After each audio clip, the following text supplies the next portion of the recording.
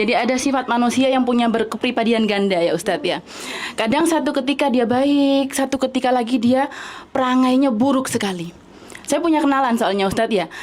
Sampai pada satu waktu si istri ini tidur dalam keadaan menyimpan pisau di bawah bantalnya. Takut khawatir sewaktu-waktu si suami membahayakan hidupnya dan anaknya. Nah, untuk menghadapi suami yang model seperti ini nih gimana Ustadz? Karena satu, si istri sudah nurut, Masya Allah, Alhamdulillah. Dia suaminya tugas di mana dia ikut, makan juga disediakan dan tidak pernah menuntut apa-apa. Tapi satu waktu si suami ini punya perangai yang sangat buruk sekali, sampai mukul, menyiksa apa segala. Untuk kita menghadapi suami yang model gini nih, apa solusinya bagaimana? Apa pertanyaannya? Jangan dulu. Pertanyaannya, kenapa suaminya berubah sikapnya? Jadi dia itu nggak bisa dengar masukan dari orang, Ustadz. Gampang terhasut omongan. Nah, siap. Iya, barusan saya tanya, kenapa suaminya berubah sikapnya? Sebenarnya gini, kalau dikatakan ada manusia yang berpribadian ganda, betul, ada. Tapi kalau semua orang itu punya sisi buruk, punya sisi baik. Semuanya. Semua orang, semua suami, semua istri seperti itu. Makanya kita disuruh berlindung dari keburukan jiwa kita ya. Nabi seringkali mengatakan wa na'udzubillahi min syururi anfusina, dan kami berlindung dari kejahatan jiwa kami. Jadi dibisik-bisikin keburukan ada, semuanya. Ada yang bisa melawan, ada yang nggak bisa melawan.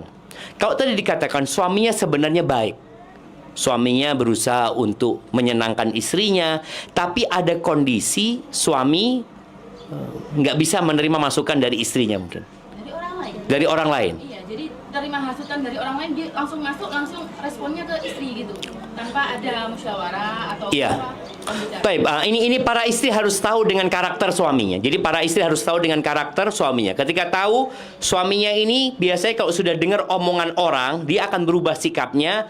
Istri yang akan kena. Seperti itu. Apa yang harus dilakukan istri?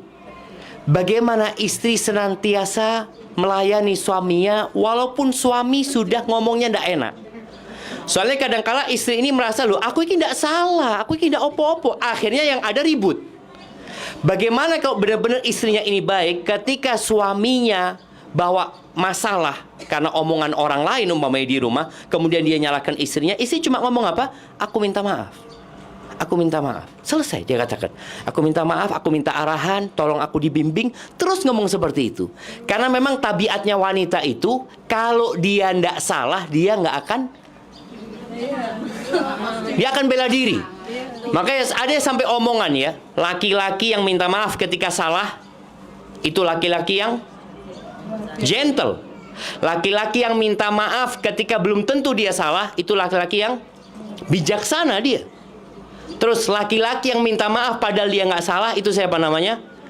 Suami itu namanya. Nggak salah kalau jaluk maaf itu biasanya suami. Nah, wanita yang minta maaf ketika dia salah, itu wanita yang sejati. Nah, wanita yang minta maaf padahal belum tentu dia salah, ini wanita yang bijak. Wanita yang minta maaf padahal dia nggak salah, itu bidadari surga. Itu kata Nabi SAW. Sampai ketika Nabi SAW mengatakan, ala adullukum binisaikum min ahlil jannah. Kalian mau nggak aku kasih tahu istri-istri kalian calon penghuni surga? Kata para sahabat, bala ya Rasulullah. Beliau mengatakan 3 sifatnya. Kullu waludin wadudin a'ud. Dia adalah wanita yang penyayang. Jadi sayang itu jamaah, ada kita tahu yang namanya bahasa Arab itu mawaddah, ya. Ada mahabbah. Ibu-ibu tahu nggak? Ada mawaddah, ada mahabbah. Mahabbah itu biasanya di hati. Mawaddah itu tampak dalam sikap. Kan ada orang yang dia cinta tapi sikapnya kok kayak orang nggak seneng sama aku, gitu loh. Padahal dia cinta, tapi ada yang sudah mawaddah, dan Allah katakan berbicara rumah tangga, wa ja'ala bainakum mawaddatan wa rahmah. Jadi wanita penghuni surga itu atau istri penghuni surga itu wadud, yang penyayang, dia tampak dari sikapnya dia. Kemudian walud, dia mau punya anak banyak. Kan ada perempuan yang diajak punya anak sama suaminya, enggak bang, kesel bang, enak kon, aku. Jadi tapi ada perempuan yang enggak, suaminya aku kepingin punya anak, bismillah bang, engkau mau 21, 23 aku kasih, ngomongnya. Masya Allah. Kemudian yang ketiga aud. Aud ini kata Nabi SAW, kalau dia disakiti atau menyakiti, kalau dia menyakiti suaminya atau disakiti sama suaminya, dia dizalimi sama suaminya, apa yang dilakukan wanita ini? Dia datang ke suaminya, dia pegang tangan suaminya, lalu dia mengatakan, dia pandang wajah suami mengatakan, la adzuku birumdin hatta tar. Aku nggak akan memejamkan mata sampai kau ridho sama aku. Ada yang kayak gitu jemaah? Berat sekali. Makanya tadi kadang-kadang sampai perempuan ini ambil pisau ya, karena dia tahu dia bermasalah sama suaminya.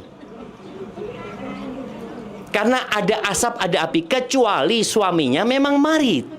Ada yang suaminya kerasukan setan, kerasukan jin umpamanya, ya itu perlu diruqyah. Tapi kalau enggak, suami anak memang sikapnya dia itu ya kalau dapat hasutan dari orang kadang-kala percaya. Istri kadang-kala nggak mau minta maaf, dia tinggal ngomong, dia nggak salah, dia kata aku minta maaf.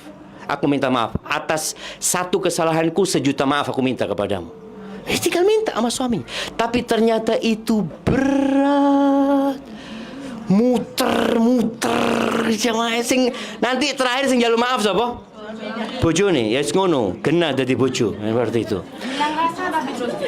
Itulah yang jadi masalah. Artinya cinta itu dibangun. Jadi ketika seorang istri tahu dengan karakter suaminya, pilihannya nanti dia dua kan? Dia mempertahankan rumah tangganya atau dia berpisah. Dua pilihannya. Tapi ketika dia bilang, enggak, suamiku ini baik, Ustaz. Dia cuma karena hasutan orang. Ya, karena pada waktu itu anaknya sempat dititipkan sama dia. Bang, aku titip, aku mau cuci baju. Ini posisi ada di lantai 2. Anaknya gelondong dari atas sampai tangannya patah. Pas pulang ya.